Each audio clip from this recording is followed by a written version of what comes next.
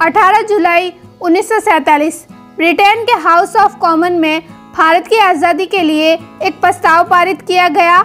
इस प्रस्ताव के साथ यह घोषणा की गई कि अब भारत आज़ाद हो चुका है।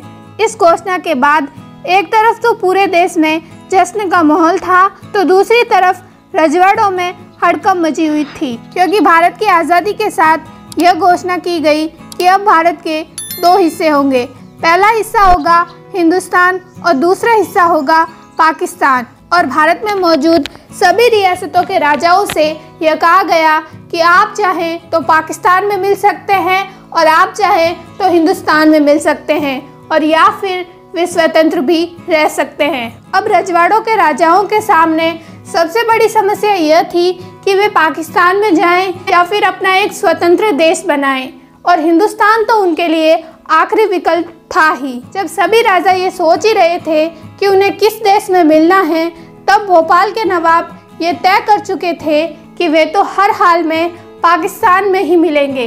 परंतु भोपाल कोई चीज़ तो था नहीं जिसे भारत से उठाकर पाकिस्तान में मिला दिया जाए। भोपाल और पाकिस्तान के बीच कुल 5 बड़ी रियासतें थी, जिनमें से 3 बड़ी रियासतें राजस्थान की थी, और इन 3 रियासतों में वह रियासत भी शामिल थी जहां पर महाराणा प्रताप जैसे वीर योद्धा ने जन्म लिया था। महाराणा प्रताप की मातृभूमि मेवाड़ रियासत को आखिरकार पाकिस्तान का हिस्सा कैसे बनाया जाए, इस बात को लेकर मुस्लिम लीग के नेता मोहम्मद अली जिन्ना और भोपाल के नवाब अब्दुल्ला खान अपना दिमाग लड़ा रहे थे। इन दोनों ने मिलकर यह प्लान बनाया कि पाकिस्तान और भोपाल के बीच जितने भी रियासतें हैं, उनके राजाओं से मिलकर उन्हें मनाने की कोशिश करते हैं। रियासतों के राजाओं को भरोसा दिलाने के लिए मोहम्मद अली जिन्ना कोरे कागज़ पर सिग्नेचर करते और हर एक राजा को यह यकीन दिलाते कि अगर वे अपनी रियासत को पाकिस्तान में शामिल कर देते हैं तो उनकी हर एक मांग मान ली जाएगी। इस तरह जिन्ना और भोपाल के नवाब ने मिलकर अधिकांश रियासतों के राजाओं को मना लिया था। अब वह दिन दूर नहीं था जब आधा राजस्थान पाकिस्तान का हिस्सा बनने वाला था, लेकिन जिन्ना का बना बनाया खेल एक राजा के हट की वजह से बिगड़ गया। कहते हैं कि जिन्ना और नवाब द्वारा भेजे गए पाकिस्तान में शामिल होने वाले प्रस्ताव का उस राजा ने ऐसा करारा जवाब दिया कि भोपाल के नवाब को मजबूर होकर भोपाल को हिंदुस्तान में मिलाना पड़ा। कौन थे ये राजा और क्या थी इसके पीछे की कहानी, तो चलिए जानते हैं। इस कहानी को जानने के लिए हमें चलना होगा इतिहास के उस दौर में जब राजे रजवाड़ों को हिंदुस्तान और पाकिस्तान में विलय करने की कवायद चल रही थी। यह कहानी शुरू होती है साल 1945 में, जब ब्रिटेन में चुनाव होते हैं और प्रधानमंत्री विंस्टन चर्चिल चुनाव हार जाते हैं और उनकी जगह पर एक नए प्रधानमंत्री बनते हैं। यह वो दौर था जब एक तरफ भारत में आज़ादी को लेकर लगातार आंदोलन चल रहे थे और दूसरी तरफ जगह जगह पर धर्म के नाम पर दंगे हो रहे थे। भारत के इन हालातों से निपटने के लिए भारत के उस समय के वायसरॉय आर्केबॉड वेवल नाकाम साबित हो रहे थे। इसीलिए 12 फरवरी 1947 को लॉर्ड माउंटबेटन को भारत का नया वायसरॉय बनाया गया। अब भारत में आज़ादी की लहर चरम पर थी और अंग्रेजों के खिलाफ लगातार आंदोलन हो रहे थे। वहीं दूसरी तरफ 2 बार विश्व युद्ध लड़ने के बाद अब ब्रिटिश हुकूमत में इतनी ताकत नहीं बची थी कि वो भारत पर अपना राज कायम कर सके और वह इन आंदोलन को कुचल सके। इसीलिए ब्रिटेन की संसद में भारत की आज़ादी के लिए एक प्रस्ताव पारित किया गया, जिसमें कुल 20 धाराएं थी। इस प्रस्ताव की हर एक धारा से भारत का भविष्य तय होना था। दूरदृष्टि मसीहाओं ने यह भविष्यवाणी की थी कि हिंदुस्तान की आज़ादी की नाव रजवाड़ों की चट्टान से टकराएगी, और सर तेज बहादुर का यह कथन सच साबित हुआ जब इस प्रस्ताव में रियासतों को आज़ादी दे दी थी।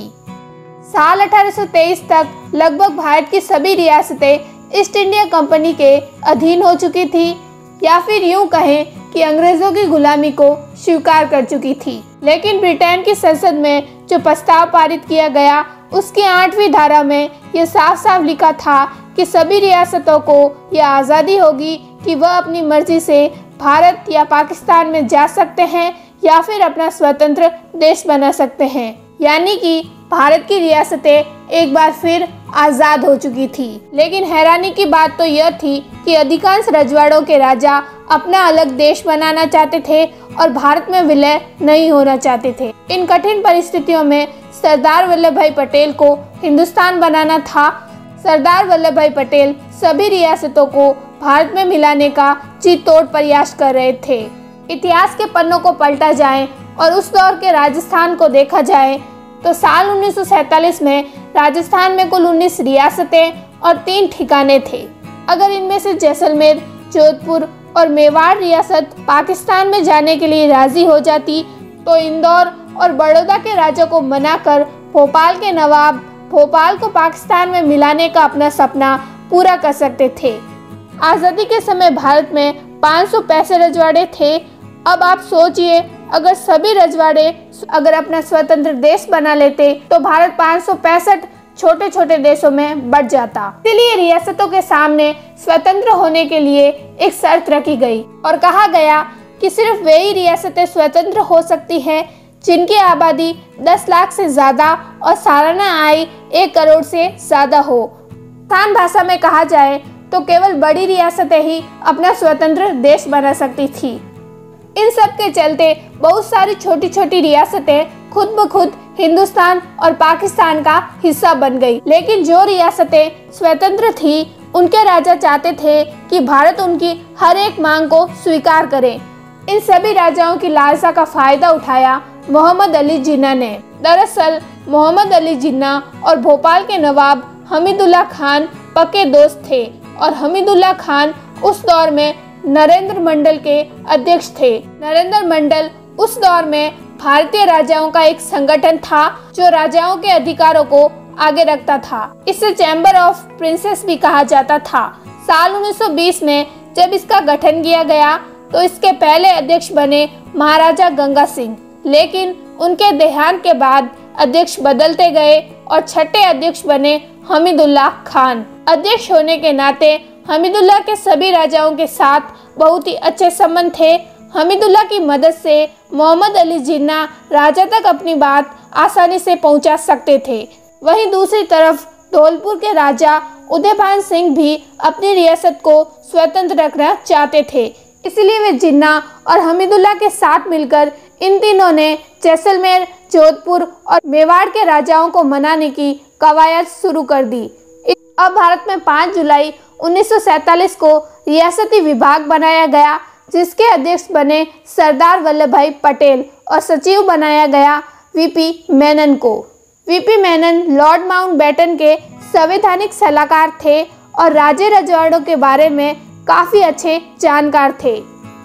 अंग्रेज़ों ने पटेल और जिन्ना दोनों को एक एक विलय पत्र दिया और कहा, आज़ादी मिलने तक जितने भी रियासतों को अपने देश में मिला सको मिला लो। पटेल और वीपी मेनन ने रियासतों को भारत में मिलाने की हर एक मुमकिन कोशिश की, लेकिन रास्ते का रोड़ा बन रहे थे मोहम्मद अली जिन्ना। आज़ादी के दौर में बहुत सारी रियासतें ऐसी थी जो कि चारों ओर से हिंदुस्तान से घिरी हुई थी और पाकिस्तान का हिस्सा नहीं बन सकती थी। ऐसी रियासतों के राजाओं को जिन्ना स्वतंत्र रहने के लिए उकसा रहे थे। वहीं दूसरी तरफ कई रियासतें ऐसी थी जो कि पाकिस्तान में जा तो सकती थी, लेकिन वहां की जनता भारत में रहना चाहती थी। जिन्ना ऐसी रियासतों को धौलपुर के राजा उदयभान सिंह और हमीदुल्लाह खान की मदद से पाकिस्तान का हिस्सा बनाने के लिए राजी कर रहे थे। कहते हैं कि जिन्ना को पहली सफलता तब मिली जब उन्होंने जोधपुर के राजा को राजी कर लिया था। दरअसल उस वक्त जोधपुर के नए नए राजा बने थे महाराजा हनवंत सिंह। महाराजा हनवंत सिंह भारत में शामिल होने की घोषणा पहले ही कर चुके थे, लेकिन जिन्ना और भोपाल के नवाब और धौलपुर के राजा उदयभान सिंह ने मिलकर उन्हें जोधपुर को पाकिस्तान में शामिल होने के लिए राजी कर लिया। अब हनवंत सिंह नवाब की बातों में आकर जैसलमेर के राजा को मनाने में जुट गए और इस तरह से जैसलमेर और जोधपुर पाकिस्तान का हिस्सा बनने के लिए राजी हो गए थे। दोनों रियासतें पाकिस्तान के करीब थी और दोनों की आबादी 10 लाख से ज़्यादा थी, इसीलिए यह पाकिस्तान का हिस्सा बनने के लिए स्वतंत्र थी। यानी नवाब का भोपाल को पाकिस्तान में मिलाने का सपना लगभग पूरा हो चुका था। अब सिर्फ एक ही रियासत को राजी करना बाकी था और वह रियासत थी मेवाड़ रियासत। वही रियासत जहां पर वीर शिरोमणि महाराणा प्रताप ने जन्म लिया था और महाराणा प्रताप के वंशज राणा भोपाल सिंह उस वक्त मेवाड़ के राजा थे। अब जब तक मेवाड़ पाकिस्तान में नहीं मिल जाता तब तक भोपाल को पाकिस्तान का हिस्सा नहीं बनाया जा सकता था। लेकिन अब जिन्ना, नवाब और राजा उदयभान सिंह इन तीनों में इतनी हिम्मत नहीं थी कि वे राणा भोपाल सिंह के सामने जाकर उन्हें पाकिस्तान में मिलने के लिए मना सकें। इसीलिए उन्होंने भोपाल सिंह को एक पत्र लिखा जिसमें मेवाड़ को पाकिस्तान में मिलाने का लालच दिया गया। इस पत्र को पढ़कर राणा भोपाल सिंह ने जो जवाब दिया उसे पढ़कर नवाब की आंखें शर्म से झुक गई। उस पत्र में लिखा था कि मुझे कहाँ मिलना चाहिए और कहाँ नहीं मिलना चाहिए ये मेरे पूर्वज पहले ही तय कर चुके थे। अगर वे थोड़े भी डगमगाए होते तो हमारे लिए भी हैदराबाद जितनी रियासत छोड़कर जाते। उन्होंने ऐसा नहीं किया और ना ही मैं करूँगा। मैं हिंदुस्तान के साथ हूँ और हमेशा रहूँगा। दरअसल सन 1947 तक हैदराबाद भारत की सबसे बड़ी रियासत थी, लेकिन अगर महाराणा प्रताप अकबर के आगे झुके होते तो मेवाड़ उस समय भारत की सबसे बड़ी रियासत होती और इसकी गवाही इतिहास भी देता है। अगर इतिहास में जाकर देखा जाए तो अकबर ने मेवाड़ के बदले महाराणा प्रताप को एक वक्त पर आधा हिंदुस्तान उपहार में देने का वादा किया था, लेकिन अकबर के इस प्रस्ताव को भी महाराणा प्रताप ने स्वीकार नहीं किया और अपनी मातृभूमि की रक्षा के लिए उस प्रस्ताव को ठुकरा दिया। अगर वह अकबर के आगे झुके होते और उसका ये प्रस्ताव स्वीकार कर चुके होते तो मेवाड़ हैदराबाद से भी कई गुना बड़ा होता, लेकिन उन्होंने ऐसा नहीं किया। तो जब महाराणा प्रताप नहीं झुके तो राणा भोपाल सिंह कैसे झुकते? आखिरकार उनकी रगों में भी तो महाराणा प्रताप का ही खून दौड़ रहा था। भोपाल सिंह का जवाब सुनकर नवाब और जिन्ना ये समझ चुके थे कि मेवाड़ पाकिस्तान का हिस्सा तो कभी नहीं बनेगा और अब भोपाल को भी पाकिस्तान में नहीं मिलाया जा सकता है। थक हार कर भोपाल के नवाब ने भोपाल को भारत में शामिल होने वाले विलय पत्र पर सिग्नेचर कर दिए। मोहम्मद अली जिन्ना महाराणा भोपाल सिंह की हर एक शर्त को मानने के लिए राजी थे, लेकिन भोपाल सिंह ने अपने देश और प्रजा के हित को सबसे आगे रखा। तभी तो 14 जनवरी 1949 को स्वयं सरदार वल्लभ भाई पटेल भोपाल सिंह से मिलने के लिए उदयपुर पहुंचे। कहते हैं कि जब महाराणा भोपाल सिंह ने पटेल से आसन ग्रहण करने का आग्रह किया तो सरदार पटेल ने हाथ जोड़कर उनसे कहा कि महाराणा साहब, हम तो आपको दिल्ली ले जाने के लिए आए हैं, चलिए और दिल्ली का सिंहासन संभालिए। आपके पूर्वजों द्वारा देश हित में दी गई कुर्बानियों के कारण ही आज ये अवसर आया है। कहते हैं कि सरदार वल्लभ भाई पटेल ने इन बातों को इतनी सरलता और गंभीरता के साथ कहा कि राणा भोपाल सिंह की आंखें डबडबा गई। जिस दिल्ली की सत्ता के आगे मेवाड़ कभी नहीं झुका, उसी दिल्ली का सिंहासन आज मेवाड़ियों के आगे सिर झुकाए खड़ा है। उसी दिन मेवाड़ भारत में शामिल हो गया और महाराणा भोपाल सिंह महाराजा प्रमुख कहलाए। महाराणा भोपाल सिंह की अटल देशभक्ति ने जिन्ना और भोपाल के नवाब के सपनों पर पानी फेर दिया। आखिरकार नवाब को मजबूर होकर भोपाल को भारत में विलय करना ही पड़ा। 7 अगस्त 1947 का वह दिन था जब राजस्थान की रियासत बीकानेर ने सबसे पहले भारत के साथ विलय पत्र पर सिग्नेचर किए थे। यह वाक्य हर एक बीकानेरी के लिए गौरव की बात है कि उनकी रियासत सबसे पहले भारत का हिस्सा बनी थी। इसके बाद एक एक कर सभी रियासतें भारत में शामिल होती गई। हालांकि जोधपुर के राजा हनवंत सिंह अब भी भारत में शामिल होने के लिए तैयार नहीं थे। कहते हैं कि हनवंत सिंह पाकिस्तान में मिलने के लिए इतने बेकरार थे कि उन्होंने सरदार वल्लभ भाई पटेल के साथ वीपी मेनन पर भी बंदूक तान दी थी। The story of integration Indian state नामक एक पुस्तक में खुद वीपी मेनन ने इस घटना का जिक्र किया है।